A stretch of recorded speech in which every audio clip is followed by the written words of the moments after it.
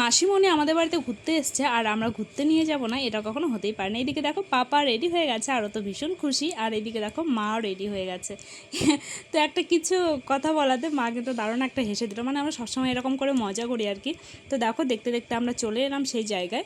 তো এই মন্দিরটা যেহেতু ওপেনিং কিছুদিন আগে হয়েছে, তো মাসিমণি কিন্তু এই মন্দিরের ব্যাপারে এখনও জানে না, তাই ভাবলাম যে চলো নতুন মন্দিরগুলো একটু দর্শন করে আসি। তো এখানে শিব দর্শন করতে নিয়ে এলাম। তো এর আগের ভিডিওতে বলেছিলাম প্রচুর গোলাপ রয়েছে, দেখো নানান রকমের গোলাপ, মানে এক একটা এক এক রকমের গোলাপ। তো প্রচুর গোলাপ রয়েছে এখন।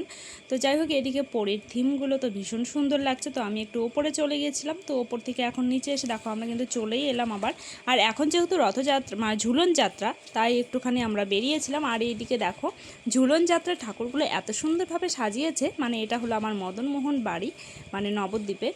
তো যাই হোক, এই দিকটা ভীষণ সুন্দর সাজিয়েছে। আর এই দিকটায় দেখো মানে গোপুসোনা যে গরু চড়াচ্ছিল, তো সেই থিমটাও এখানটায় দিয়েছে, কিন্তু বেশ ভালো লাগছে। তো ঝুলন যাত্রা উপলক্ষে কিন্তু আমরা বেরিয়েছিলাম বাড়ি থেকে।